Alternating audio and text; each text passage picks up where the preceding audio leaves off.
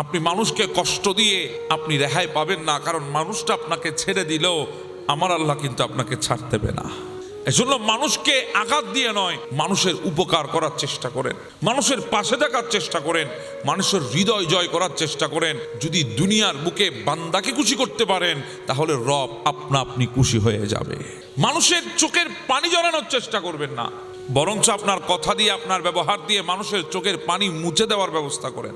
যদি পৃথিবীর বুকে কোনো বান্দা একজন মানুষের চোখের পানিও যদি আপনি মুছতে পারেন, তাহলে আমার আল্লাহ আপনার ওই আমলটাকে বেশি পছন্দ করবেন। মানুষের চোখের পানি মুছে দেওয়া, এটা আল্লাহর কাছে বেশি পছন্দ। আপনি যখন সন্তান হয়ে মা বাবাকে দিতে পারবেন, তখন আপনি পৃথিবীর শ্রেষ্ঠ সন্তান মা বাবার চোখে। আপনার বাকি ভাইগুলা যদি বেশি দেয়, আপনি যদি দিতে না পারেন, তখন মা বাবাও আপনাকে চোখের কোণে দেখবে, ভালো করে দেখবে না। দেখবেন দুনিয়ার বুকে যেই স্বামী স্ত্রীকে দিতে পেরেছে, সেই স্ত্রীর চোখে স্বামী হচ্ছে সবচেয়ে শ্রেষ্ঠ স্বামী। দেওয়া যদি বন্ধ হয়, তখন দেখবেন আপনার মতো নিকৃষ্ট স্বামী পৃথিবীর বুকে আর নাই। আপনি যখন মসজিদে সবচাইতে বেশি দান করতে পারবেন, আপনি মসজিদের শ্রেষ্ঠ মুসল্লি, নামাজ না পড়লেও আপনি মসজিদের সভাপতি। আপনি যদি দিতে পারেন, হাজারো অন্যায়ের মধ্যে আপনি লিপ্ত হন, এরপরেও আপনি শ্রেষ্ঠ, কারণ আপনি দিতে পারছেন সমাজকে। আর যখন দিতে পারবেন না, আপনার চরিত্র ভালো, আপনি ভালো মানুষ, আপনি সৎ মানুষ, আপনি সত্যবাদী, কিন্তু আপনার কোনো মূল্য সমাজের কাছে থাকবে না। এটাই আমাদের অবস্থা দুনিয়া। এজন্য দুনিয়াতে যতক্ষণ দিতে পারবেন ততক্ষণ আপনি দামি। দুনিয়াতে দেওয়া যদি বন্ধ হয়, এই দুনিয়ায় আপনার কোনো মূল্য নাই, আপনি মূল্যহীন হয়ে যাবেন। এজন্য বলছি, যেই দুনিয়া দেওয়াকে পছন্দ করে মূল্যায়ন করে, আপনার চরিত্র দেখে নয়, আপনার সততা দেখে নয়, আপনার নিষ্ঠা দেখে নয়, দুনিয়া আপনাকে এগুলা দেখে মূল্যায়ন করে না। আপনি কি দিতে পারছেন, কি দিতে পারেন নাই, সেগুলা দেখে মূল্যায়ন করে। অতএব এই দুনিয়া আমাদের জন্য না, আমাদের জন্য হলো ওই দুনিয়া, যেই দুনিয়ায় টাকা দিয়ে, সম্পদ দিয়ে কেনা যায় না, যেই দুনিয়ায় চরিত্র দিয়ে, আমল দিয়ে সাজানো যায়। যেই দুনিয়ায় যত বেশি চরিত্র ভালো হবে, আমল ভালো হবে, আপনার দাম তত বেশি বেড়ে যাবে। ওই দুনিয়া আসল দুনিয়া। যেই দুনিয়া রূপ দেখে না, যেই দুনিয়া চাকচিক্য দেখে না, যেই দুনিয়া পকেট দেখে না, যেই দুনিয়া শুধু আপনার ঈমান দেখে, আমল দেখে, চরিত্র দেখে, সততা দেখে, আপনি দুর্বল না সবল, ওই দুনিয়া সেটা দেখে না। আপনি কত বড় ক্ষমতাশালী সেটা দেখে না, আপনি কত বড় সাধারণ মানুষ সেটা দেখে না। সেখানে আপনি মূল্যায়িত হবেন আপনার চরিত্র দিয়ে, আপনার আমল দিয়ে। যদি জিন্দেগিতে আল্লাহর দয়াকে যদি কবুল করে নিতে পারেন, তাহলে ওই দুনিয়ার মধ্যে আপনি দামি হবেন। ওই দুনিয়াটা হচ্ছে আমাদের কবরের দুনিয়া। কথা কোন ঠিক না বেঠে? সেখানে আপনি কত সম্পদ দুনিয়ায় রেখে গেছেন, সেটার হিসাব হবে না। কি নিয়ে এসেছেন, সেটার হিসাব হবে না। আপনার ঈমান ছিল কিনা, আমল ছিল কিনা, সেগুলার হিসাব হবে। সেখানে ভিআইপি প্রোটোকল যাদের সম্পদ আছে তারা পাবে না, সেখানে ভিআইপি প্রোটোকল পাবে ওই দুনিয়াতে যারা দাম দেন নাই, মসজিদের কোণে পড়েছিল, মানুষকে দেখলে সালাম দিত, সুন্দর করে ব্যবহার করত, মানুষের হৃদয় ছুঁয়ে যেত, ওই মানুষগুলার দাম সেখানে থাকবে। কারণ সেখানে চাকচিক্য দেখে মূল্যায়ন করা হয় না, সেখানে বেতরটা দেখে মূল্যায়ন করা হয়। যখন আপনি না পাওয়ার তালিকাটা রবের সামনে তুলে ধরবেন, ঠিক ওই মুহূর্তে চিন্তা করেন, আমার রব আপনাকে দেওয়ার তালিকাটা যদি একবার তুলে ধরে, আল্লাহ যদি বলে, বান্দা তুমি পাও নাই, তোমার অস্তিত্ব ছিল না, নাপাক পানি থেকে আমি আল্লাহ তোমাকে অস্তিত্ব দিয়ে দুনিয়ায় পাঠিয়েছি। বান্দা তুমি পাও নাই, তুমি যখন হাঁটতে পারতে না, চলতে পারতে না, ধরতে পারতে না, যখন অসহায় ছিলা দুনিয়ার বুকে, আমি আল্লাহ তোমার সহায় হয়েছিলাম। বান্দা তুমি পাও নাই, আমি তোমাকে জিন্দেগি দিয়েছি। বান্দা তুমি পাও নাই, তোমাকে কথা বলার ভাষা দিয়েছি। বান্দা তুমি পাও নাই, তোমাকে ধরার মতো শক্তি দিয়েছি। বান্দা তুমি পাও নাই, তোমাকে হাঁটার মতো শক্তি দিয়েছি। বান্দা তুমি পাও নাই, তোমাকে পরিবার দিয়েছি। বান্দা তুমি পাও নাই, আল্লাহ বলে আমি তোমাকে যৌবন দিয়েছি, জীবন দিয়েছি, হায়াত দিয়েছি, এত কিছু দিয়েছি, তুমি নিঃশ্বাস নিচ্ছ। যখন আল্লাহ দেওয়ার তালিকা যদি একবার তুলে ধরে, দেখবেন আপনার না পাওয়ার তালিকা আমার রবের দেওয়ার তালিকার সামনে এক সেকেন্ড বরাবর টিকে থাকতে পারবে না। আর যেদিন আল্লাহর দেওয়া আমাদেরকে নিয়ামতের তালিকা আল্লাহ যদি তুলে ধরে, সেদিন আপনি লজ্জিত হবেন। আপনার মতো লজ্জা পৃথিবীতে আর কেউ পাবে না, কারণ জিন্দেগিটায় আল্লাহ আমাদেরকে দিয়ে দুনিয়ায় পাঠিয়েছেন। জিন্দেগি দিয়েছে বলে আজকে আমাদের এই জিন্দেগিতে অনেক কিছুর প্রয়োজন হয়েছে। যদি জিন্দেগিটা আমাদেরকে যদি না দিত, তাহলে এই জিন্দেগিতে আমাদের তো আর কোনো প্রয়োজন ছিল না। এর চাইতে বড় দয়া পৃথিবীর বুকে আর নাই। এজন্য আল্লাহ বলেছেন, নাব্বি ইবাদি আন্নি আনাল গফুরুর রহিম। হাবিব, আপনি বলে দেন আমি আমার বান্দাগুলার জন্য কত বড় দয়ালু, কত বড় ক্ষমাশীল। জোরে বলেন সুবহান। আমার আল্লাহ আমাদের উপর দয়া করেছেন। যদি দয়া না করতো, পৃথিবীর বুকে আমরা জিন্দেগি নিয়ে টিকে থাকতে পারতাম না, জিন্দেগি নিয়ে দুনিয়ার বুকে থাকতে পারতাম না, যদি দয়া আল্লাহর পক্ষ থেকে যদি না হতো। জিন্দেগিতে আল্লাহর দয়া ছাড়া আমাদের জিন্দেগিতে আর কিছুই নাই। এর ভেতরে আমাদের অনেক ভাই কষ্ট দিন কাটায়, হৃদয়ে ভেঙে গেছে, হাজারো কষ্ট নিয়ে চোখের পানি ফেলছে। আপনার কাছে যেগুলো কষ্ট মনে হচ্ছে, ওই কষ্টগুলো আল্লাহ আপনাকে রবের কাছে নিচ্ছেন। সুবহানাল্লাহ। কারণ আমার আল্লাহ সবচেয়ে বেশি ওই বান্দাগুলাকে কাঁদায় যাদেরকে আমার আল্লাহ বেশি মহাব্বত করেন। কারণ আমার আল্লাহ চায় বান্দাগুলো আমাকে ডাকুক, আমার কাছে আসুক, আমার জন্য চোখের পানি ফেলুক। আমাকে যতবার ডাকবে আমি আল্লাহ তত বেশি খুশি হয়। এজন্য আল্লাহ ওই সমস্ত বান্দাদের চোখ দিয়ে পানি ফেলেন আল্লাহ যাদেরকে বেশি বেশি মহাব্বত করেন। এজন্য আপনি দেখেন আদম থেকে ঈসা পর্যন্ত প্রত্যেক নবীর চোখের পানি উম্মতের চাইতে বেশি ছিল। আমরা তো মনে করছি দুনিয়াটা অনেক সহজ, দুনিয়া থেকে চলে গেলে সব হয়ে যাবে। না, দুনিয়া থেকে যাওয়াটাই সব কিছু না। দুনিয়া থেকে যাওয়াটাই হলো আপনার জিন্দেগির সর্বপ্রথম শুরু। আপনি তো কিছুই পান নাই, শুরু তো ওখান থেকে হবে।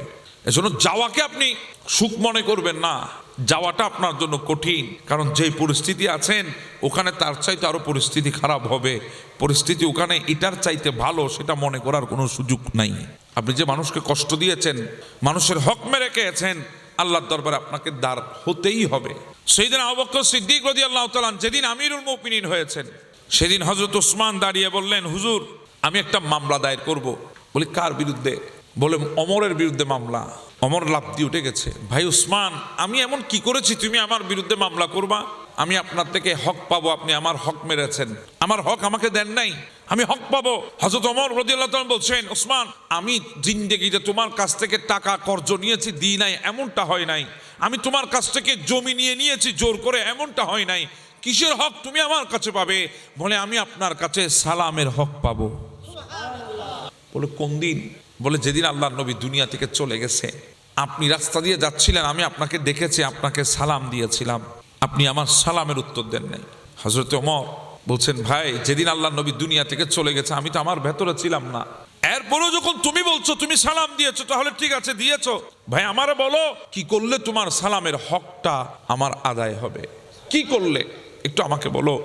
তখন হযরতে ওসমান রাদিয়াল্লাহু তাআলা বলছেন, হুজুর বেশি কিছু করতে হবে না, আপনি আমার সালামের উত্তর দেন, হক আদায় হয়ে যাবে। সুবহানাল্লাহ। ওই একটা সালাম, এটাও আল্লাহর বান্দার উপর হক আপনার। আজকে আপনি স্ব ইচ্ছায়, নিজের ইচ্ছায় কত মানুষ আপনাকে সালাম দেয়, আপনি দেখেও না দেখার ভান করে, শুনেও না শোনার ভান করে আপনি রাস্তা দিয়ে চলে যান, মানুষের সালামের উত্তর দেন না। কেন জানেন? মানুষটা আপনার বরাবর নয় বলে, মানুষটা গরিব বলে, মানুষটা অসহায় বলে। হঠাৎ সালামের উত্তর দিলে মানুষটা যদি কিছু চেয়ে বসে, সেই ভয়ে আপনি সালামের উত্তর দেন নাই। মনে রাখবেন, এটা আপনার বাহাদুরি ছিল না, বরঞ্চ কাল হাসরের ময়দানে আল্লাহর কাঠগড়ায় আপনাকে দাঁড় হতেই হবে।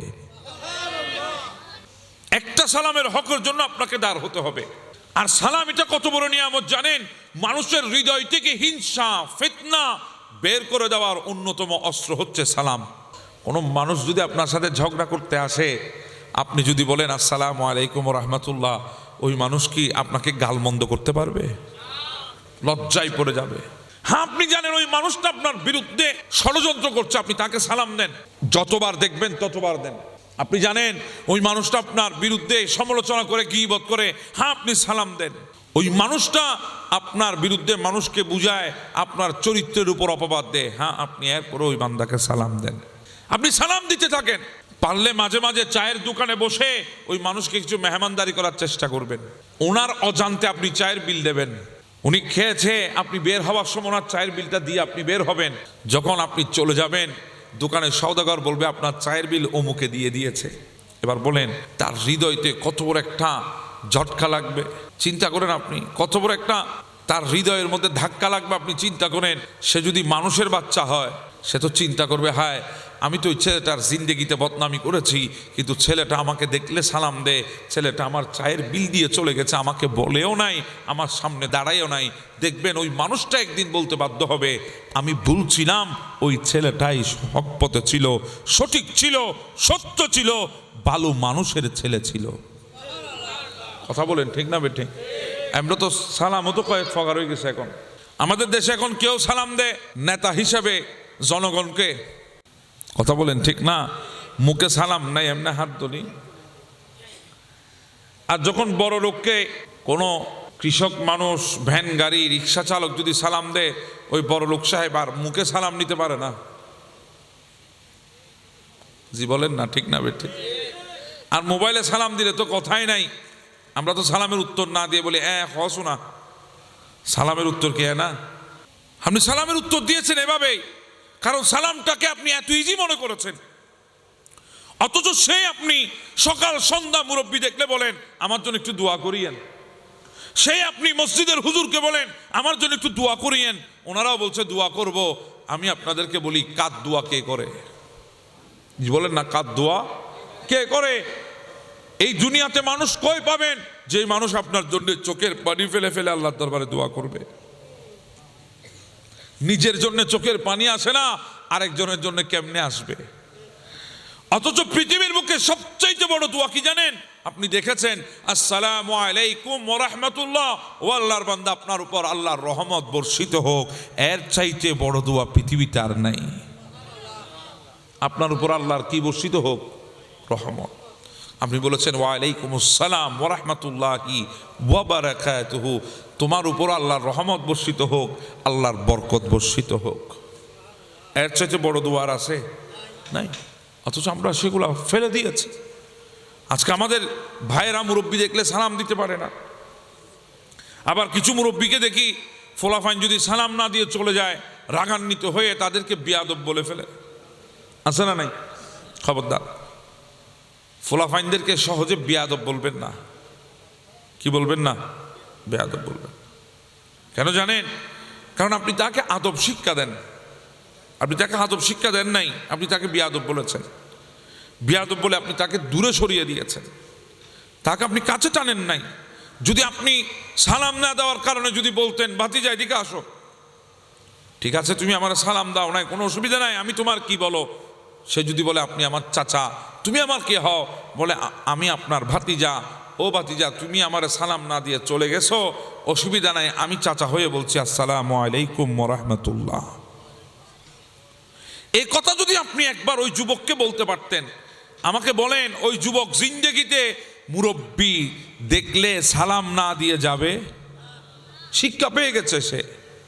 আপনি শিক্ষা দিলেন না, আপনি তাকে বেয়াদব বানিয়ে দিলেন। সেজন্য নিজে শিক্ষা দেওয়ার চিন্তা করবেন। বলছিলাম ধৈর্য অনেক বড় নিয়ামত আল্লাহর তরফ থেকে। সহজে সবাই কিন্তু পারে না।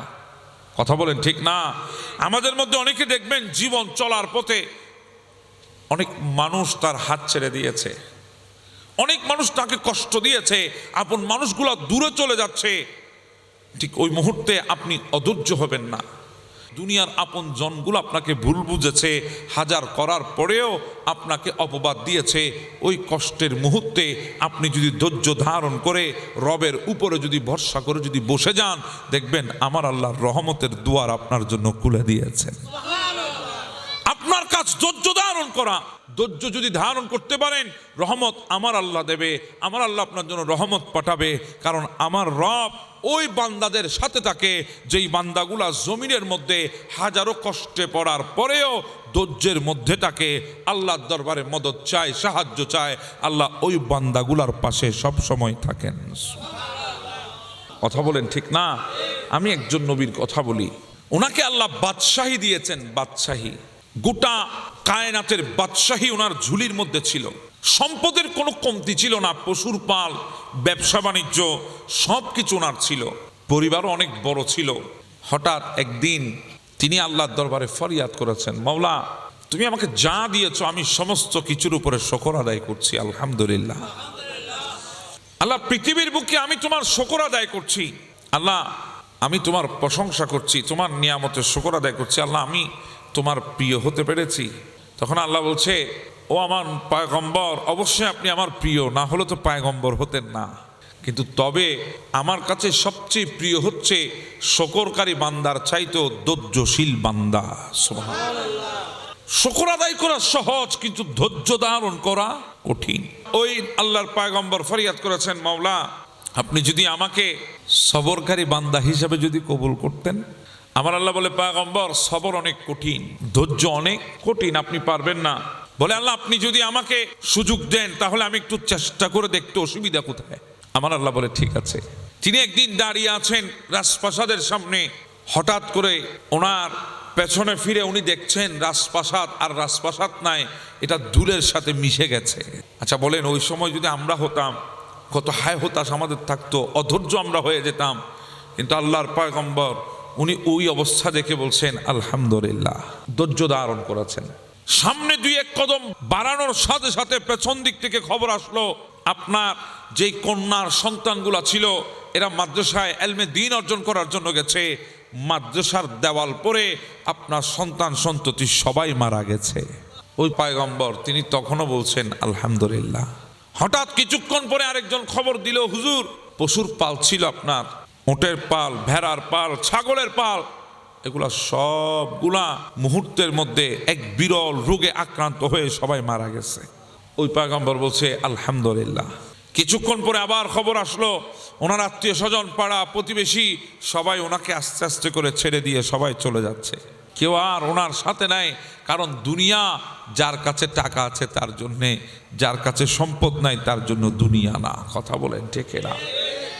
এত কিছু হয়েছে, উনি কিন্তু অধৈর্য হন নাই, উনি ধৈর্যের মাধ্যমে আছেন, সবরের মাধ্যমে। সামনে আরো মারাত্মক, ওনার শরীরে একটা রোগ দেখা দিয়েছে। কি দেখা দিয়েছে? রোগ, কঠিন রোগ, খুব মারাত্মক রোগ। এমন রোগ, শরীরের গোশত পছন্দ রয়েছে, দুর্গন্ধ ছড়িয়েছে। এলাকার মানুষ যারা একসময় ওনার কাছে সাহায্য সহযোগিতার জন্য আসতো, ওনারা ওনাকে সমাজ থেকে বের করে দিয়েছে। ওনার কয়েকজন বিবি ছিল, একজন বিবি ওনার পাশে ছিল না, সবাই ওনাকে ছেড়ে চলে গেছে। শুধু একজন বিবি ছিলেন যার নাম ছিল রহিমা, যার নাম ছিল, উনি বলেন, বিবি রহিমা, সবাই তো চলে গেছে, আমার বিবি অন্যান্য বিবিগুলা, তুমিও চাইলে চলে যেতে পারবে, অসুবিধা নাই, আমি মন থেকে তোমাকে বিদায় দিচ্ছি। তখন রহিমা ডাক দিয়ে বলে, আল্লাহর পয়গম্বর, আমি আপনার আগদে নিজেকে সোপর্দ করেছি, আমি আমার নফস আপনার জন্য হালাল করেছি, আমি আপনার এজাবকে কবুল করেছি, আমার জিন্দেগিতে আপনি ছাড়া আর কেউ নাই, আপনার হাতের মধ্যে আমার জিন্দেগি, আপনার হাতে আমার জিন্দেগি খাতেমা হবে, আমি আপনাকে ছেড়ে কোথাও যাব না। কষ্ট করে আল্লাহর পয়গম্বরকে নিয়ে পার্শ্ববর্তী একটা গ্রামে গেছেন। সেখানের মানুষগুলাও আল্লাহর পয়গম্বরকে সেখানে থাকতে দেয় নাই, দুর্গন্ধ ছড়িয়েছে, পাঠিয়ে দিয়েছে পাহাড়ের গহীনে। ওনারা যেতে যেতে পাহাড়ি এক এলাকায় গিয়ে ওখানে মোটামুটি ওনারা বসবাস শুরু করেছেন। আল্লাহর পয়গম্বর এতটা দুর্বল হয়ে গেছেন, উনি ঠিক মতো বিছানা থেকে উঠতে পারে না। বিবি রহিমা মানুষের দুয়ারে গিয়ে গিয়ে রুজি রোজগার করে এনে স্বামীকে খাওয়ায়, নিজেও খায়। আল্লাহর পয়গম্বর এই রোগ অবস্থায়ও আল্লাহর ইবাদতে মগ্ন রয়েছেন, অধৈর্য হন নাই। কয় বছর ধৈর্য ধারণ করেছেন জানেন? বরাবর 18 বছর। সুবহানাল্লাহ বলবেন না? কয় বছর? 18 বছর। হ্যাঁ, ওনার নাম হযরতে আইয়ুব আলাইহিস সালাম। 18 বছর ধৈর্য ধারণ করেছে। ওনার শরীরের মধ্যে পোকা পড়েছে, এক একটা পোকা ওনার শরীরে গর্ত গর্ত করে ফেলেছে। পোকাগুলো যখন জমিনে পড়ে যেত, উনি পোকাগুলোকে তুলে আবার শরীরের উপরে ছেড়ে দিতেন। এরপরও কখনো উনি কোনো সময়ে উনি আল্লাহর দরবারে অভিযোগ করেন নাই, ধৈর্যের মাধ্যমে আল্লাহর রহমতের আশা করেছেন। 18 বছর পরে আল্লাহর পয়গম্বর আইয়ুব আলাইহিস সালামকে আল্লাহ শেফা দান করেছিলেন।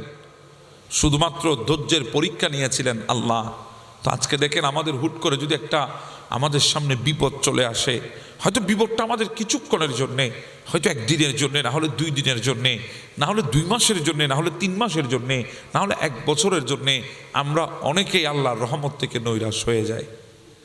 কথা বলেন ঠিক না? আমাদের মধ্যে হায় হতাশ শুরু হয়ে যায়, আমরা জিন্দেগি নিয়ে পারি না।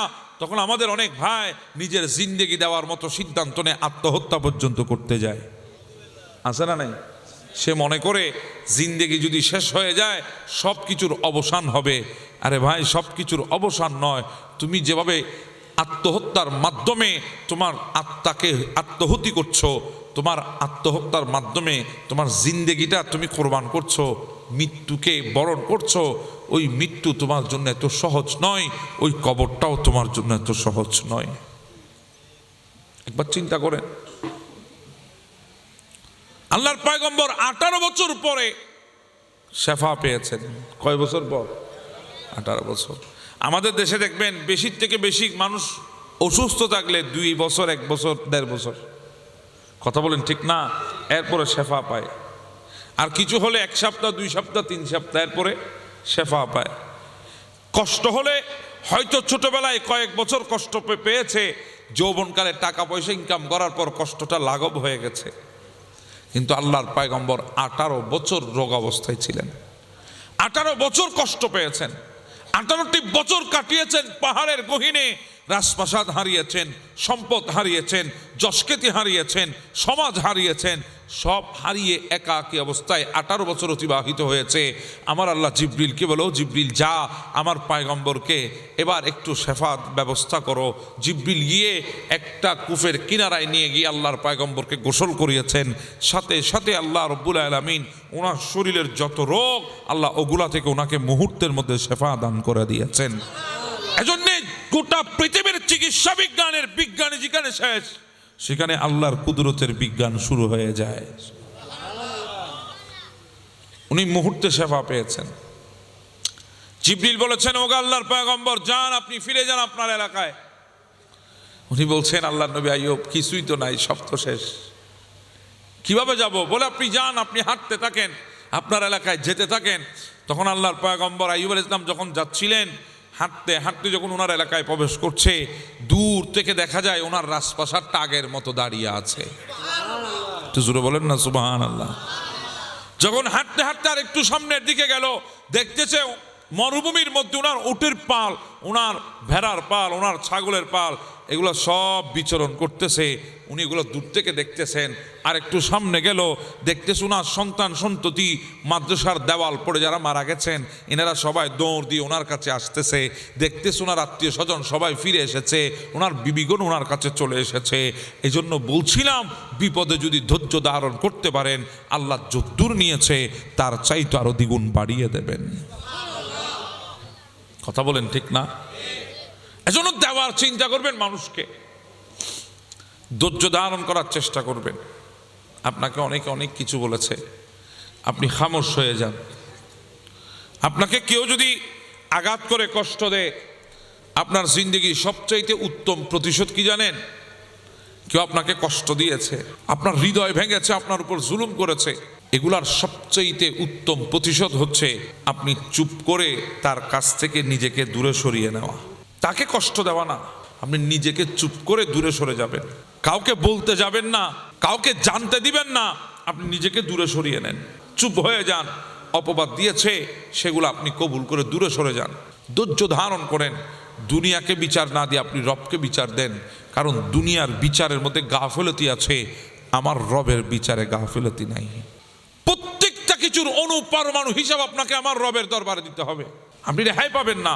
যতই অন্যায় করেন সবগুলার হিসাব আল্লাহর কাঠ করে আপনাকে দাঁড় হয়ে দিতে হবে। জিন্দেগিতে আল্লাহর দয়া, আল্লাহর দয়া ছাড়া আমাদের জিন্দেগিতে আর কিছুই নাই। এর ভেতরে আমাদের অনেক ভাই কষ্ট দিন কাটায়, হৃদয়ে ভেঙে গেছে, হাজারো কষ্ট নিয়ে চোখের পানি ফেলছে। আপনার কাছে যেগুলো কষ্ট মনে হচ্ছে, ওই কষ্টগুলো আল্লাহ আপনাকে রবের কাছে নিচ্ছেন। সুবহানাল্লাহ। কারণ আমার আল্লাহ সবচেয়ে বেশি ওই বান্দাগুলাকে কাঁদায় যাদেরকে আমার আল্লাহ বেশি মহাব্বত করেন। কারণ আমার আল্লাহ চায় বান্দাগুলো আমাকে ডাকুক, আমার কাছে আসুক, আমার জন্য চোখের পানি ফেলুক। আমাকে যতবার ডাকবে আমি আল্লাহ তত বেশি খুশি হয়। এজন্য আল্লাহ ওই সমস্ত বান্দাদের চোখ দিয়ে পানি ফেলেন আল্লাহ যাদেরকে বেশি বেশি মোহাব্বত করেন। এজন্য আপনি দেখেন আদম থেকে ঈসা পর্যন্ত প্রত্যেক নবীর চোখের পানি উম্মতের চাইতে বেশি ছিল। কথা বলেন ঠিক না? আমি একজন নবীর কথা বলি, ওনাকে আল্লাহ বাদশাহী দিয়েছেন, বাদশাহী, গোটা কায়নাতের বাদশাহী ওনার ঝুলির মধ্যে ছিল। সম্পদের কোনো কমতি ছিল না, পশুর পাল, ব্যবসা বাণিজ্য সব কিছু ওনার ছিল। পরিবারও অনেক বড় ছিল, বিবিও অনেকজন ছিলেন। হঠাৎ একদিন তিনি আল্লাহর দরবারে ফরিয়াদ করেছেন, মাওলা তুমি আমাকে যা দিয়েছো আমি সমস্ত কিছুর উপরে শুকর আদায় করছি, আলহামদুলিল্লাহ। আল্লাহ পৃথিবীর বুকে আমি তোমার শুকর আদায় করছি, আল্লাহ আমি তোমার প্রশংসা করছি, তোমার নিয়ামতের শুকর আদায় করছি, আল্লাহ আমি তোমার প্রিয় হতে পেরেছি। নবী বলছেন, তখন আল্লাহ বলছে, ও আমার পয়গম্বর, অবশ্যই আপনি আমার প্রিয়, না হলে তো পয়গম্বর হতেন না। কিন্তু তবে আমার কাছে সবচেয়ে প্রিয় হচ্ছে শুকরকারী বান্দার চাইতেও ধৈর্যশীল বান্দা। সুবহানাল্লাহ। শুকর আদায় করা সহজ, কিন্তু ধৈর্য ধারণ করা কঠিন, যাকে আমরা সবর বলি। কি বলি? সবর। তখন ওই আল্লাহর পয়গম্বর ফরিয়াদ করেছেন, মাওলা আপনি যদি আমাকে সবরকারী বান্দা হিসাবে যদি কবুল করতেন। আমার আল্লাহ বলে, পয়গম্বর সবর অনেক কঠিন, ধৈর্য অনেক কঠিন, আপনি পারবেন না। বলে, আল্লাহ আপনি যদি আমাকে সুযোগ দেন তাহলে আমি একটু চেষ্টা করে দেখতে, অসুবিধা কোথায়? আমার আল্লাহ বলে, ঠিক আছে। তিনি একদিন দাঁড়িয়ে আছেন রাজপ্রাসাদের সামনে, হঠাৎ করে ওনার পেছনে ফিরে উনি দেখছেন রাজপ্রাসাদ আর রাজপ্রাসাদ নাই, এটা ধুলের সাথে মিশে গেছে। উনি ওটা দেখে, আচ্ছা বলেন ওই সময় যদি আমরা হতাম কত হায় হতাশ আমাদের থাকতো, অধৈর্য আমরা হয়ে যেতাম। কিন্তু আল্লাহর পয়গম্বর উনি ওই অবস্থা দেখে বলছেন আলহামদুলিল্লাহ, ধৈর্য ধারণ করেছেন, সবর করেছেন। সামনে দুই এক কদম বাড়ানোর সাথে সাথে পেছন দিক থেকে খবর আসলো, হুজুর আপনার যেই কন্যার সন্তানগুলা ছিল এরা মাদ্রাসায় এলমে দ্বীন অর্জন করার জন্য গেছে, মাদ্রাসার দেওয়াল পরে আপনার সন্তান সন্ততি সবাই মারা গেছে। ওই পয়গম্বর তিনি তখনও বলছেন আলহামদুলিল্লাহ। হঠাৎ কিছুক্ষণ পরে আরেকজন খবর দিল, হুজুর পশুর পাল ছিল আপনার, উটের পাল, ভেড়ার পাল, ছাগলের পাল, এগুলা সবগুলা মুহূর্তের মধ্যে এক বিরল রোগে আক্রান্ত হয়ে সবাই মারা গেছে। ওই পয়গম্বর বলছে আলহামদুলিল্লাহ। কিছুক্ষণ পরে আবার খবর আসলো, ওনার আত্মীয় স্বজন, পাড়া প্রতিবেশী সবাই ওনাকে আস্তে আস্তে করে ছেড়ে দিয়ে সবাই চলে যাচ্ছে, কেউ আর ওনার সাথে নাই। কারণ দুনিয়া যার কাছে টাকা আছে তার জন্যে, যার কাছে সম্পদ নাই তার জন্য দুনিয়া না। কথা বলেন ঠিক না? দুনিয়া যার কাছে আছে তার জন্য দুনিয়া, যার কাছে নাই তার জন্য দুনিয়া না। এজন্য দেখবেন সমাজ আপনাকে মূল্যায়ন করবে যতক্ষণ দিতে পারবেন ততক্ষণ, দেওয়া বন্ধ সমাজ আপনাকে আর মূল্যায়ন করবে না, সমাজ আপনার কাছেও ঘেঁষবে না, সমাজ আপনাকে মূল্যহীন বানিয়ে ফেলবে যখন আপনার দেওয়াটা বন্ধ হয়ে যাবে। এজন্য আমাদের কাছে আমাদের বাবাগুলা শ্রেষ্ঠ হয় কখন জানেন? যখন বাবাটা আমার চাওয়ার থেকে আমাকে বেশি দিতে পেরেছে, তখন আমাদের কাছে বাবার চাইতে শ্রেষ্ঠ আর কেউ হয় না। যদি দিতে না পারে তাহলে উঠতে আর বসতে বাবারে কথা শোনায়, কি দিয়েছো, কি দিলা তুমি আমার কাছে, আবার কি আশা করো? কথা বলেন ঠিক না? দেখবেন দুনিয়ার বুকে যেই স্বামী স্ত্রীকে দিতে পেরেছে সেই স্ত্রীর চোখে স্বামী হচ্ছে সবচেয়ে শ্রেষ্ঠ স্বামী। দেওয়া যদি বন্ধ হয়, দিতে যদি না পারেন, তখন দেখবেন আপনার মতো নিকৃষ্ট স্বামী পৃথিবীর বুকে আর নাই। আপনি যখন সন্তান হয়ে মা বাবাকে দিতে পারবেন তখন আপনি পৃথিবীর শ্রেষ্ঠ সন্তান মা বাবার চোখে। যদি আপনার বাকি ভাইগুলা যদি বেশি দেয়, আপনি যদি দিতে না পারেন, তখন মা বাবাও আপনাকে চোখের কোণে দেখবে, ভালো করে দেখবে না। কথা বলেন ঠিক না?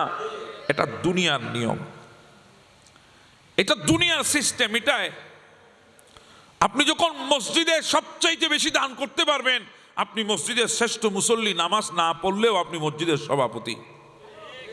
কথা কন না রে ভাই, ঠিক না ভাই? আপনি যদি দিতে পারেন তাহলে আপনি সমাজের হর্তার কর্তা। আপনার হাজারো চরিত্র খারাপ হোক, আপনার হাজারো বতভ্যাস থাকুক, হাজারো অন্যায়ের মধ্যে আপনি লিপ্ত হন, এরপরেও আপনি শ্রেষ্ঠ, কারণ আপনি দিতে পারছেন সমাজকে। আর যখন দিতে পারবেন না, আপনার চরিত্র ভালো, আপনি ভালো মানুষ, আপনি সৎ মানুষ, আপনি সত্যবাদী, কিন্তু আপনার কোনো মূল্য সমাজের কাছে থাকবে না। কথা কোন ঠিক না বেঠিক? এটাই আমাদের অবস্থা দুনিয়া।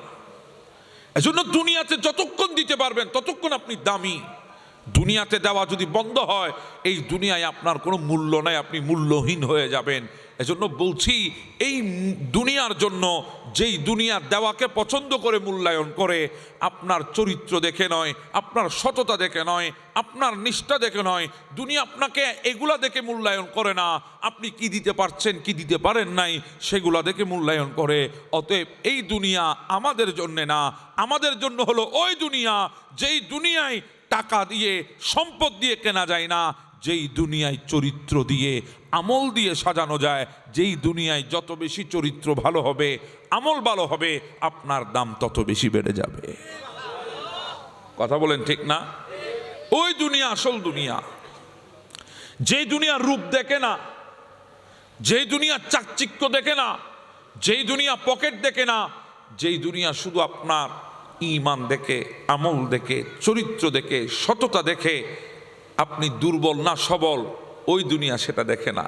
আপনি কত বড় ক্ষমতাশালী সেটা দেখে না, আপনি কত বড় সাধারণ মানুষ সেটা দেখে না।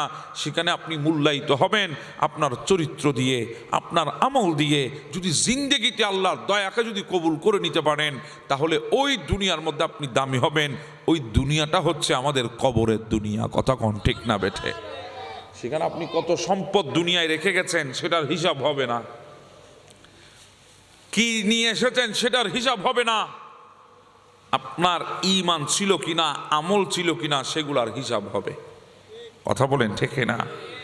সেখানে ভিআইপি প্রোটোকল যাদের সম্পদ আছে তারা পাবে না, সেখানে ভিআইপি প্রোটোকল পাবে ওই দুনিয়াতে যারা দাম দেন নাই, মসজিদের কোণে পড়েছিল, মানুষকে দেখলে সালাম দিত, সুন্দর করে ব্যবহার করত, মানুষের হৃদয় ছুঁয়ে যেত, ওই মানুষগুলার দাম সেখানে থাকবে। কারণ সেখানে চাকচিক্য দেখে মূল্যায়ন করা হয় না, সেখানে বেতরটা দেখে মূল্যায়ন করা হয়। কথা বলেন ঠিক না? এখন তো আমাদের সমাজে দেখবেন অনেক মানুষ আছে, আমরা মানুষের উপরে জুলুম করতেছি, আসি না নাই? আমরা মানুষের উপর জুলুম করছি, মানুষের উপরে আঘাত করছি, মানুষকে কথার মাধ্যমে আঘাত করছি। এজন্য আমি সবসময় বলি, মানুষের চোখের পানির কারণ হবেন না, মানুষের কষ্টের কারণ হতে যাবেন না। একটা কথা আছে প্রকৃতির মধ্যে, রিভেঞ্জ অফ নেচার। আপনি যা করবেন তা আপনি ঠিকই একদিন ফিরে পাবেন, হয়তো 2 দিন আগে পাবেন, না হলে 2 দিন পরে পাবেন, ফিরে কিন্তু আপনাকে পেতে হবে। আপনি কোনো মানুষকে আঘাত দিয়ে, আপনি মানুষকে কষ্ট দিয়ে আপনি রেহাই পাবেন না, কারণ মানুষটা আপনাকে ছেড়ে দিলেও আমার আল্লাহ কিন্তু আপনাকে ছাড় দেবে না। এজন্য মানুষকে আঘাত দিয়ে নয়, কথা দিয়ে মানুষের উপকার করার চেষ্টা করেন, মানুষের পাশে থাকার চেষ্টা করেন, মানুষের হৃদয় জয় করার চেষ্টা করেন। যদি দুনিয়ার বুকে বান্দাকে খুশি করতে পারেন, তাহলে রব আপনা আপনি খুশি হয়ে যাবে। কথা বলেন ঠিক না? মানুষের চোখের পানি জড়ানোর চেষ্টা করবেন না, বরঞ্চ আপনার কথা দিয়ে, আপনার ব্যবহার দিয়ে মানুষের চোখের পানি মুছে দেওয়ার ব্যবস্থা করেন। যদি পৃথিবীর বুকে কোনো বান্দা, একজন মানুষের চোখের পানিও যদি আপনি মুছতে পারেন, তাহলে আমার আল্লাহ আপনার ওই আমলটাকে বেশি পছন্দ করবেন। মানুষের চোখের পানি মুছে দেওয়া, মানুষের চোখের পানি বন্ধ করা, এটা আল্লাহর কাছে বেশি পছন্দ। বান্দাকে কষ্ট দিলে স্রষ্টাকে পাওয়া যাবে না। কথা বলেন ঠিক না বেঠে? এখন তো আমরা মানুষের হক মেরে খাই, আসি না নাই? জি বলেন না, আসে না নাই? আসি। আমরা মানুষের হক দিই না। এখন যদি আপনাকে বলি কিসের হক, আপনি বলবেন জায়গা জিরাবের হক, জায়গা জমির হক না, একটা সালাম আপনাকে কেউ দিয়েছে, আপনি সালামের উত্তর দেন নাই, এটাও ওই বান্দা আপনার উপর হক পাবে। ওই একটা হকের জন্য আপনাকে কাল কিয়ামতের ময়দানে আল্লাহর দরবারে দাঁড়াতে হবে, ওই একটা হকের জন্যে। আমরা তো মনে করছি দুনিয়াটা অনেক সহজ, দুনিয়া থেকে চলে গেলে সব হয়ে যাবে। না, দুনিয়া থেকে যাওয়াটাই সব কিছু না, দুনিয়া থেকে যাওয়াটাই হলো আপনার জিন্দেগির সর্বপ্রথম শুরু। আপনি তো কিছুই পান নাই, শুরু তো ওখান থেকে হবে। এজন্য যাওয়াকে আপনি সুখ মনে করবেন না, যাওয়াটা আপনার জন্য কঠিন। কারণ যে পরিস্থিতি আছেন ওখানে তার চাইতে আরো পরিস্থিতি খারাপ হবে, পরিস্থিতি ওখানে এটার চাইতে ভালো, সেটা মনে করার কোনো সুযোগ নাই। আপনি যে মানুষকে কষ্ট দিয়েছেন, মানুষের হক মেরে খেয়েছেন, আল্লাহর দরবারে আপনাকে দাঁড় হতেই হবে। সাইয়েদনা আবু বকর সিদ্দিক রাদিয়াল্লাহু তাআলা যেদিন আমিরুল মুমিনিন হয়েছেন, মদিনার প্রেসিডেন্ট হয়েছেন, সেদিন হযরত ওসমান দাঁড়িয়ে বললেন, হুজুর আমি একটা মামলা দায়ের করব। বলি কার বিরুদ্ধে? বলে ওমরের বিরুদ্ধে মামলা। হায় আল্লাহ, কার বিরুদ্ধে? ওমরের বিরুদ্ধে মামলা। ওমর লাফ দিয়ে উঠে গেছে, ভাই উসমান আমি এমন কি করেছি তুমি আমার বিরুদ্ধে মামলা করবা? বলে আপনি আমার হক, আমি আপনার থেকে হক পাবো, আপনি আমার হক মেরেছেন, আমার হক আমাকে দেন নাই, আমি হক পাবো। হযরত ওমর রাদিয়াল্লাহু তাআলা বলছেন, ওসমান আমি জিন্দেগিতে তোমার কাছ থেকে টাকা কর্জ নিয়েছি, দিই নাই, এমনটা হয় নাই। আমি তোমার কাছ থেকে জমি নিয়েছি জোর করে, এমনটা হয় নাই। কিসের হক তুমি আমার কাছে পাবে? বলে আমি আপনার কাছে সালামের হক পাবো। কিসের হক? সালাম। বলে কোন দিন? বলে যেদিন আল্লাহর নবী দুনিয়া থেকে চলে গেছে, আপনি রাস্তা দিয়ে যাচ্ছিলেন, আমি আপনাকে দেখেছি, আপনাকে সালাম দিয়েছিলাম, আপনি আমার সালামের উত্তর দেন নাই।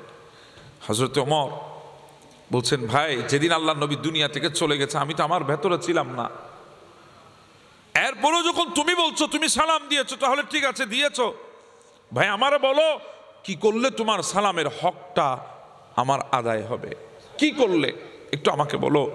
তখন হযরতে ওসমান রাদিয়াল্লাহু তাআলা বলছেন, হুজুর বেশি কিছু করতে হবে না, আপনি আমার সালামের উত্তর দেন, হক আদায় হয়ে যাবে। সুবহানাল্লাহ। ওই একটা সালাম, এটাও আল্লাহর বান্দার উপর হক আপনার।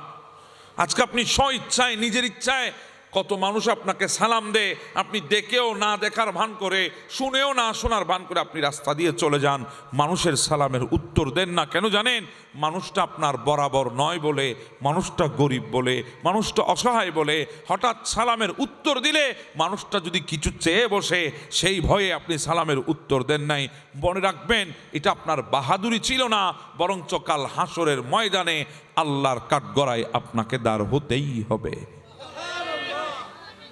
কথাকে আমি বুঝাতে পারছি আপনাদেরকে? একটা সালামের হকের জন্য আপনাকে দাঁড় হতে হবে। আর সালাম এটা কত বড় নিয়ামত জানেন? মানুষের হৃদয় থেকে হিংসা, ফিতনা বের করে দেওয়ার অন্যতম অস্ত্র হচ্ছে সালাম। কথা বুঝেন না মনে হয়? কোনো মানুষ যদি আপনার সাথে ঝগড়া করতে আসে, আপনি যদি বলেন আসসালামু আলাইকুম ওয়া রাহমাতুল্লাহ, ওই মানুষ কি আপনাকে গালমন্দ করতে পারবে? জি বলেন, পারবে? লজ্জায় পড়ে যাবে। হ্যাঁ, আপনি জানেন ওই মানুষটা আপনার বিরুদ্ধে ষড়যন্ত্র করছে, আপনি তাকে সালাম দেন, যতবার দেখবেন ততবার দেন। আপনি জানেন ওই মানুষটা আপনার বিরুদ্ধে সমালোচনা করে, গীবত করে, হ্যাঁ আপনি সালাম দেন। ওই মানুষটা আপনার বিরুদ্ধে মানুষকে বুঝায়, আপনার চরিত্রের উপর অপবাদ দেয়, হ্যাঁ আপনি এরপরে ওই বান্দাকে সালাম দেন। আপনি সালাম দিতে থাকেন। পারলে মাঝে মাঝে চায়ের দোকানে বসে ওই মানুষকে কিছু মেহমানদারি করার চেষ্টা করবেন। কি করার চেষ্টা করবেন? মেহমানদারি, চায়ের বিল দেওয়ার চেষ্টা করবেন। ওনার অজান্তে আপনি চায়ের বিল দেবেন। উনি খেয়েছে, আপনি বের হওয়ার সময় ওনার চায়ের বিলটা দিয়ে আপনি বের হবেন। যখন আপনি চলে যাবেন, দোকানের সওদাগর বলবে আপনার চায়ের বিল অমুকে দিয়ে দিয়েছে। এবার বলেন তার হৃদয়তে কত বড় একটা ঝটকা লাগবে। চিন্তা করেন আপনি, কত বড় একটা তার হৃদয়ের মধ্যে ধাক্কা লাগবে। আপনি চিন্তা করেন, সে যদি মানুষের বাচ্চা হয়, সে তো চিন্তা করবে, হায় আমি তো ওই ছেলেটার জিন্দেগিতে বদনামি করেছি, কিন্তু ছেলেটা আমাকে দেখলে সালাম দেয়, ছেলেটা আমার চায়ের বিল দিয়ে চলে গেছে, আমাকে বলেও নাই, আমার সামনে দাঁড়ায়ও নাই। দেখবেন ওই মানুষটা একদিন বলতে বাধ্য হবে, আমি ভুল ছিলাম, ওই ছেলেটাই হক পথে ছিল, সঠিক ছিল, সত্য ছিল, ভালো মানুষের ছেলে ছিল। কথা বলেন ঠিক না বেঠে? আমরা তো সালামও তো কয়েক প্রকার হয়ে গেছে এখন। কথা বলেন ঠিক না? সালাম কয়েক প্রকার হয়ে গেছে আমাদের দেশে। এখন কেউ সালাম দেয় নেতা হিসাবে জনগণকে। কথা বলেন ঠিক না? মুখে সালাম নাই, এমনি হাত ধরি। আর যখন বড় লোককে, কোনো কৃষক মানুষ, ভ্যান গাড়ি, রিক্সা চালক যদি সালাম দেয়, ওই বড় লোক সাহেব আর মুখে সালাম নিতে পারে না। জি বলেন না, ঠিক না বেঠিক? আর মোবাইলে সালাম দিলে তো কথাই নাই। আমরা তো সালামের উত্তর না দিয়ে বলি শোনা, সালামের উত্তর কি না? জি বলেন না? আপনি সালামের উত্তর দিয়েছেন এভাবেই, কারণ সালামটাকে আপনি এত ইজি মনে করেছেন। অথচ সে আপনি সকাল সন্ধ্যা মুরব্বী দেখলে বলেন আমার জন্য একটু দোয়া করিয়েন। সেই আপনি মসজিদের হুজুরকে বলেন আমার জন্য একটু দোয়া করিয়েন, ওনারাও বলছে দোয়া করব। আমি আপনাদেরকে বলি, কাদ দোয়া কে করে? জি বলেন না, কাদ দোয়া কে করে? এই দুনিয়াতে মানুষ কই পাবেন যে মানুষ আপনার জন্য চোখের পানি ফেলে ফেলে আল্লাহর দরবারে দোয়া করবে? নিজের জন্য চোখের পানি আসে না, আরেকজনের জন্য কেমনে আসবে?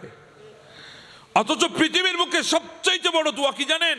আপনি দেখেছেন, আসসালামু আলাইকুম ওয়া রাহমাতুল্লাহ, ও আল্লাহর বান্দা আপনার উপর আল্লাহর রহমত বর্ষিত হোক। এর চাইতে বড় দোয়া পৃথিবীতে আর নাই। আপনার উপর আল্লাহর কি বর্ষিত হোক? রহমত। আপনি বলেছেন ওয়া আলাইকুমুস সালাম ওয়া রাহমাতুল্লাহি ওয়া বারাকাতুহু, তোমার উপর আল্লাহর রহমত বর্ষিত হোক, আল্লাহর বরকত বর্ষিত হোক। এর চাইতে বড় দোয়া আছে? নাই। অথচ আমরা সেগুলো ফেলে দিয়েছি। আজকে আমাদের ভাইয়েরা মুরব্বী দেখলে সালাম দিতে পারে না। আবার কিছু মুরব্বীকে দেখি ফোলাফাইন যদি সালাম না দিয়ে চলে যায়, রাগান্বিত হয়ে তাদেরকে বিয়াদব বলে ফেলে। আছে না নাই? খবরদার, ফোলাফাইনদেরকে সহজে বিয়াদব বলবেন না। কি বলবেন না? বেয়াদব বলবেন। কেন জানেন? কারণ আপনি তাকে আদব শিক্ষা দেন। আপনি তাকে আদব শিক্ষা দেন নাই, আপনি তাকে বিয়াদব বলেছেন। বিয়াদব বলে আপনি তাকে দূরে সরিয়ে দিয়েছেন, তাকে আপনি কাছে টানেন নাই।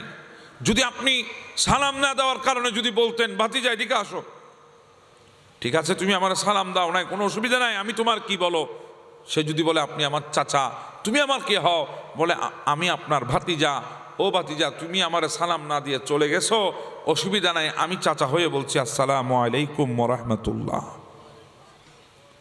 এই কথা যদি আপনি একবার ওই যুবককে বলতে পারতেন। আমাকে বলেন, ওই যুবক জিন্দেগিতে মুরব্বী দেখলে সালাম না দিয়ে যাবে? শিক্ষা পেয়ে গেছে সে। আপনি শিক্ষা দিলেন না, আপনি তাকে বেয়াদব বানিয়ে দিলেন। সেজন্য নিজে শিক্ষা দেওয়ার চিন্তা করবেন। বলছিলাম ধৈর্য অনেক বড় নিয়ামত আল্লাহর তরফ থেকে, সহজে সবাই কিন্তু পারে না। কথা বলেন ঠিক না? আমাদের মধ্যে অনেকে দেখবেন জীবন চলার পথে অনেক মানুষ তার হাত ছেড়ে দিয়েছে, অনেক মানুষ তাকে কষ্ট দিয়েছে, আপন মানুষগুলো দূরে চলে যাচ্ছে। ঠিক ওই মুহূর্তে আপনি অধৈর্য হবেন না, আপনি ধৈর্য ধারণ করে আল্লাহর উপর ভরসা রাখেন। যদি দুনিয়ার মানুষ চলে গেছে, আপনাকে দুনিয়া ছেড়ে দিয়েছে, আপনাকে দুনিয়ার আপন জনগুলো আপনাকে ভুল বুঝেছে, হাজার করার পরেও আপনাকে অপবাদ দিয়েছে, ওই কষ্টের মুহূর্তে আপনি যদি ধৈর্য ধারণ করে রবের উপরে যদি ভরসা করে যদি বসে যান, দেখবেন আমার আল্লাহর রহমতের দুয়ার আপনার জন্য খুলে দিয়েছেন। আপনার কাজ ধৈর্য ধারণ করা। আপনি ধৈর্য ধারণ করে বসে যান। ধৈর্য যদি ধারণ করতে পারেন, রহমত আমার আল্লাহ দেবে, আমার আল্লাহ আপনার জন্য রহমত পাঠাবে। কারণ আমার রব ওই বান্দাদের সাথে থাকে যেই বান্দাগুলা জমিনের মধ্যে হাজারো কষ্টে পড়ার পরেও ধৈর্যের মধ্যে থাকে, আল্লাহর দরবারে মদত চায়, সাহায্য চায়, আল্লাহ ওই বান্দাগুলার পাশে সব সময় থাকেন। বলছিলাম আল্লাহর পয়গম্বর এত কিছু হয়েছে, উনি কিন্তু অধৈর্য হন নাই, উনি ধৈর্যের মাধ্যমে আছেন, সবরের মাধ্যমে। সামনে আরো মারাত্মক, ওনার শরীরে একটা রোগ দেখা দিয়েছে। কি দেখা দিয়েছে? রোগ, কঠিন রোগ, খুব মারাত্মক রোগ, এমন রোগ শরীরের গোশত পছন্দ রয়েছে, দুর্গন্ধ ছড়িয়েছে। এলাকার মানুষ যারা একসময় ওনার কাছে সাহায্য সহযোগিতার জন্য আসতো, ওনারা ওনাকে সমাজ থেকে বের করে দিয়েছে। সুবহানাল্লাহ হইতে একজন বাইফুত, হ্যাঁ আর কি সুবহানাল্লাহ কইবি না জানি দেবা। আল্লাহর পয়গম্বরকে সমাজ থেকে বের করে দিয়েছে, নাউজুবিল্লাহ বলেন। মাশাআল্লাহ, সমাজ থেকে বের করেছে, শরীর থেকে দুর্গন্ধ ছড়িয়েছে বলে। ওনার কয়েকজন বিবি ছিল, একজন বিবি ওনার পাশে ছিল না, সবাই ওনাকে ছেড়ে চলে গেছে। শুধু একজন বিবি ছিলেন যার নাম ছিল রহিমা, যার নাম ছিল, উনি বলেন বিবি রহিমা, সবাই তো চলে গেছে আমার বিবি, অন্যান্য বিবিগুলা, তুমিও চাইলে চলে যেতে পারবে, অসুবিধা নাই, আমি মন থেকে তোমাকে বিদায় দিচ্ছি। তখন রহিমা ডাক দিয়ে বলে, আল্লাহর পয়গম্বর, আমি আপনার আগদে নিজেকে সোপর্দ করেছি, আমি আমার নফস আপনার জন্য হালাল করেছি, আমি আপনার এজাবকে কবুল করেছি, আমার জিন্দেগিতে আপনি ছাড়া আর কেউ নাই, আপনার হাতের মধ্যে আমার জিন্দেগি, আপনার হাতে আমার জিন্দেগি খাতেমা হবে, আমি আপনাকে ছেড়ে কোথাও যাব না। কষ্ট করে আল্লাহর পয়গম্বরকে নিয়ে পার্শ্ববর্তী একটা গ্রামে গেছেন। সেখানের মানুষগুলাও আল্লাহর পয়গম্বরকে সেখানে থাকতে দেয় নাই, দুর্গন্ধ ছড়িয়েছে, পাঠিয়ে দিয়েছে পাহাড়ের গহীনে। ওনারা যেতে যেতে পাহাড়ি এক এলাকায় গিয়ে ওখানে মোটামুটি ওনারা বসবাস শুরু করেছেন। আল্লাহর পয়গম্বর এতটা দুর্বল হয়ে গেছেন, উনি ঠিক মতো বিছানা থেকে উঠতে পারে না। বিবি রহিমা মানুষের দুয়ারে গিয়ে গিয়ে রুজি রোজগার করে এনে স্বামীকে খাওয়ায়, নিজেও খায়।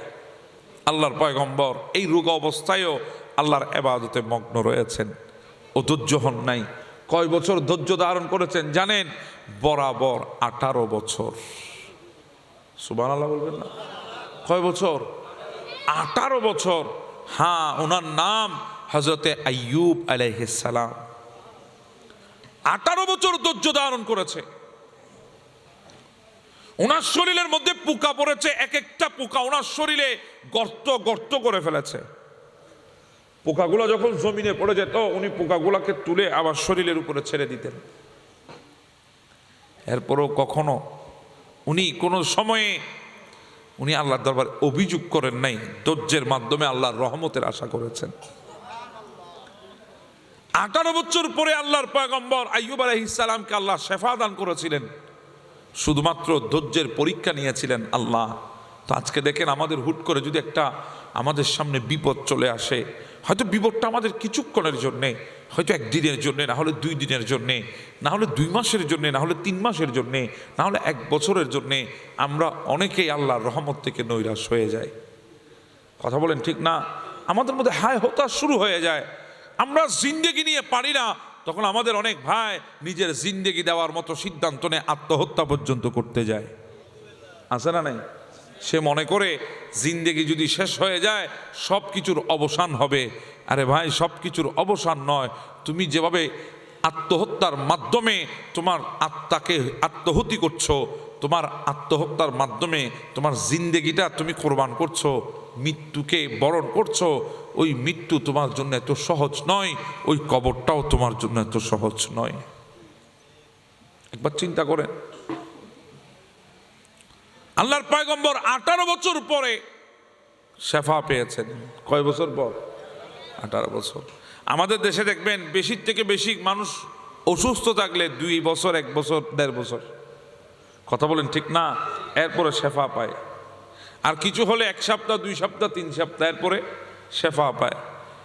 কষ্ট হলে হয়তো ছোটবেলায় কয়েক বছর কষ্ট পেয়েছে, যৌবনকালে টাকা পয়সা ইনকাম করার পর কষ্টটা লাঘব হয়ে গেছে। কিন্তু আল্লাহর পয়গম্বর 18 বছর রোগ অবস্থায় ছিলেন, 18 বছর কষ্ট পেয়েছেন, 18টি বছর কাটিয়েছেন পাহাড়ের গহীনে। রাজপ্রাসাদ হারিয়েছেন, সম্পদ হারিয়েছেন, যশখ্যাতি হারিয়েছেন, সমাজ হারিয়েছেন, সব হারিয়ে একাকী অবস্থায় 18 বছর অতিবাহিত হয়েছে। আমার আল্লাহ জিবরিলকে বলো, জিবরিল যা আমার পয়গম্বরকে এবার একটু শেফাত ব্যবস্থা করো। জিবরিল গিয়ে একটা কূপের কিনারায় নিয়ে গিয়ে আল্লাহর পয়গম্বরকে গোসল করিয়েছেন। সাথে সাথে আল্লাহ রব্বুল আলামিন ওনার শরীরের যত রোগ আল্লাহ ওগুলা থেকে ওনাকে মুহূর্তের মধ্যে শেফা দান করে দিয়েছেন। এজন্য গোটা পৃথিবীর চিকিৎসা বিজ্ঞানের বিজ্ঞানী যেখানে শেষ, সেখানে আল্লাহর কুদরতের বিজ্ঞান শুরু হয়ে যায়।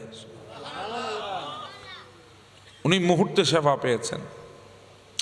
জিবরিল বলেছেন, ওগো আল্লাহর পয়গম্বর যান, আপনি ফিরে যান আপনার এলাকায়। উনি বলছেন, আল্লাহর নবী আইয়ুব কিছুই তো নাই, সব তো শেষ, কিভাবে যাব? বলে আপনি যান, আপনি হাঁটতে থাকেন, আপনার এলাকায় যেতে থাকেন। তখন আল্লাহর পয়গম্বর আইয়ুব আলাইহিস সালাম যখন যাচ্ছিলেন, হাঁটতে হাঁটতে যখন ওনার এলাকায় প্রবেশ করছে, দূর থেকে দেখা যায় ওনার রাজপ্রাসাদটা আগের মতো দাঁড়িয়ে আছে। একটু জোরে বলেন না সুবহানাল্লাহ। যখন হাঁটতে হাঁটতে আর একটু সামনের দিকে গেল, দেখতেছে মরুভূমির মধ্যে ওনার উটের পাল, ওনার ভেড়ার পাল, ওনার ছাগলের পাল, এগুলো সব বিচরণ করতেছে। উনি এগুলো দূর থেকে দেখতেছেন। আর একটু সামনে গেল, দেখতেছে ওনার সন্তান সন্ততি, মাদ্রাসার দেওয়াল পড়ে যারা মারা গেছেন, এনারা সবাই দৌড় দিয়ে ওনার কাছে আসতেছে।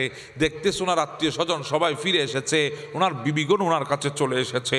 এই জন্য বলছিলাম, বিপদে যদি ধৈর্য ধারণ করতে পারেন, আল্লাহ যদ্দূর নিয়েছে তার চাইতে আরো দ্বিগুণ বাড়িয়ে দেবেন। কথা বলেন ঠিক না?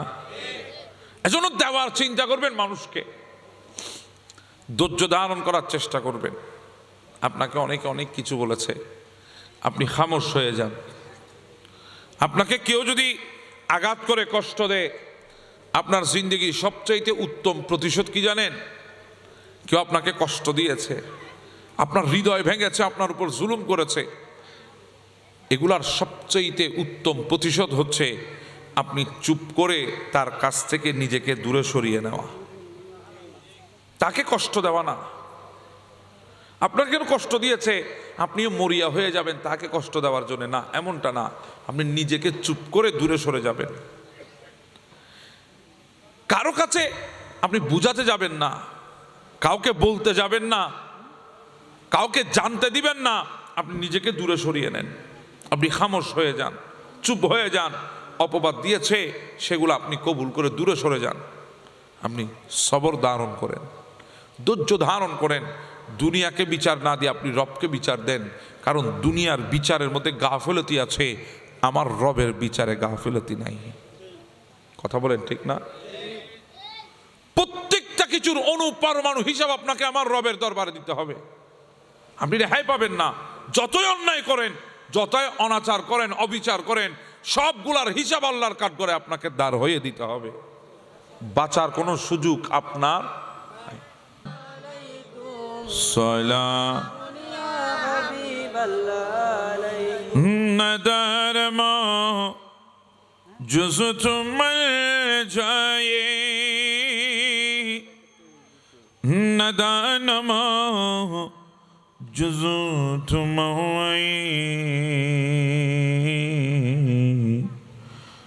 তুই খুদো সাজ সামা নমো আগিসিনি ইয়া রাসূলুল্লাহ সালাতুন ইয়া রাসূলুল্লাহ সালামুন ইয়া হাবিবাল্লাহ বাকারি خيش خيران مو أغثني يا رسول الله پریشانم پریشانم أغثني يا رسول الله صلاة يا رسول الله صلی علی رسولنا صلی علی محمد صلی علی حبیبنا صلی علی نمیدانم شمس منزل بود شب تھا یہ کہ من بودم بہر سو رقص بسمل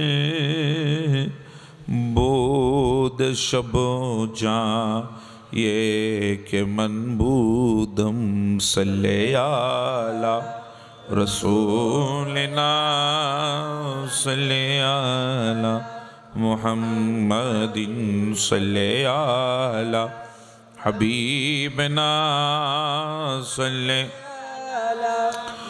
خدا خدا میر مجلسی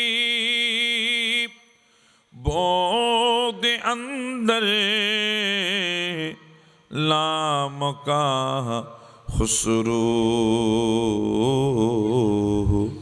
محمد شم محفل بود شب جاں یہ کہ من بودم صلی علی رسولنا صلی علی صلی علی حبیبنا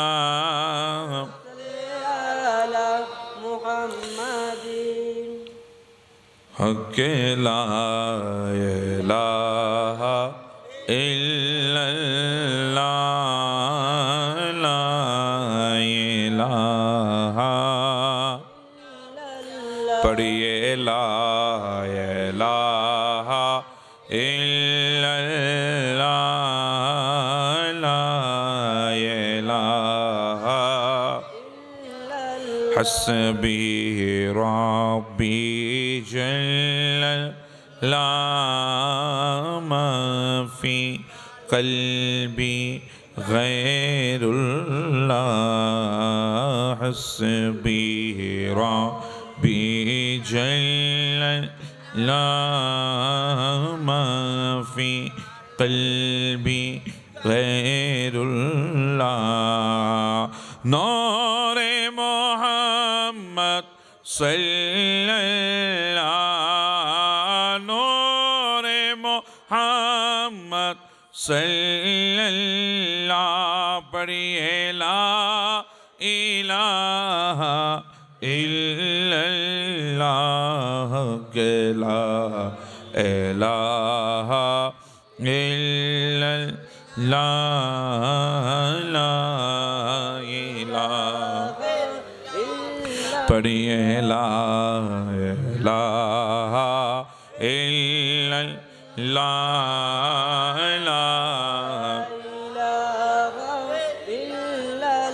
اللہ الہ الا اللہ محمد رسول اللہ صلی اللہ تعالی علیہ وسلم کنکر سے کلمہ پڑھا پھر کہنا ہم جیسے تھے ڈوبے سورج کو لوٹا پھر کہنا ہم جیسے تھے الصلاۃ والسلام علیکہ یا رسول اللہ الصلاۃ والسلام علیکہ یا حبیب اللہ الصلاۃ والسلام علیکہ یا رسول اللہ والصلاۃ والسلام علیکہ یا حبیب اللہ تم بھی ذرا معراج کو جاؤ पीर कहना हम जैसे थे जाओ नमाज़ें लेकर आओ पीर कहना हम जैसे थे अस्सलातु वस्सलामु अलैका या रसूलल्लाह अस्सलातु वस्सलामु अलैका या हबीबल्लाह अस्सलातु वस्सलामु अलैका या रसूलल्लाह अस्सलातु वस्सलामु अलैका या कंकर से कलमा पढ़ा फिर कहना हम जैसे थे डूबे सूरज को लौटा फिर कहना हम जैसे थे अस्सलातु वस्सलामु अलैका या रसूलल्लाह अस्सलातु अस्सलामु अलैका या हबीब अस्सलातु वस्सलामु अलैका या रसूलल्लाह अस्सलातु वस्सलामु अलैका या हबीब সবাই বলি মারহাবা। অধ্যকার ঐতিহ্যবাহী হযরত ইমাম গাজী শেরে বাংলা রহমতুল্লাহ আলাইহ স্মৃতি সংসদ ও এলাকাবাসীর যৌথ ব্যবস্থাপনায় পবিত্র ঈদে মিলাদুন নবী সবাই বলি সাল্লাল্লাহু আলাইহি ওয়াসাল্লাম ও জশ্নে গোসল ওয়ারা উদযাপন উপলক্ষে সপ্তমবারের মতো আয়োজিত আজকের এই আজিম শান নৌরানি মিলাদ মাহফিল 2026 এর সম্মানিত সভাপতি আজকের এই মাহফিলের সম্মানিত সদর জলসা হাজী আবুল কালাম আবু সাহেব সাবেক মেয়র বোয়ালখালী পৌরসভা চট্টগ্রাম আজকের মাহফিলের সম্মানিত উদ্বোধক আলহাজ ইদ্রিস আলম সওদাগর সাহেব সভাপতি চবিল আমিন হাজি কোরবান আলী সুন্নিয়া দাখিল মাদ্রাসা আজকের মাহফিলের সম্মানিত প্রধান অতিথি হাজি জাহাঙ্গীর আলম সওদাগর সাহেব সভাপতি কাজী সগীর রহমতুল্লাহ আলাইহ জামি মসজিদ ৮ নম্বর ওয়ার্ড বোয়ালখালী পৌরসভা চট্টগ্রাম আজকের এই মাহফিলের উপস্থিত আমার পূর্বে তকরির পেশ করেছেন হযরতুল আল্লামা জনাবে মৌলানা হাফিজ ইসমাইল হোসাইন আল কাদেরী সাহেব কিবলা মুদ্দাজিলুল আলী বিশেষ করে আজকের মাহফিলের পরিচালনায় আছেন বিশিষ্ট নাত খা মোহাম্মদ মিজানুর রহমান সহ অসংখ্য হযরত উলামা ইকরাম বিশেষ করে আমার সামনে বসা দিনদার ইমানদার ফরহেজগার মুত্তাকি আমার রসুলের উম্মতিরা বাবার বয়সী মুরব্বিরা সহবয়সী বন্ধুরা স্কুল কলেজ ইউনিভার্সিটি মাদ্রাসার মেধাবী শিক্ষার্থী ভাইয়েরা পর্দার অন্তরালে ওয়াজ ও নসিহত শ্রবণের উদ্দেশ্য অবস্থানরত মা ও বোনেরা কচি কাঁচা কলিজা টুকরা সোনামণিরা মাহফিল ইন্তেজামিয়া কমিটির সকল সদস্য ভাইয়েরা বাবারা আসসালামু আলাইকুম ওয়া রাহমাতুল্লাহি তাআলা ওয়া বারাকাতুহু। সর্বপ্রথম মহান রব্বুল আলামিনের আলিশান দরবারে শুকর আদায় করছি যিনি আমাদেরকে আজকের আজিম ও শান নূরানি মাহফিল আসার বসার সুযোগ ও তৌফিক দান করেছেন। সে মহান রব্বুল আলামিনের শুকরিয়া জ্ঞাপনার্থে সবাই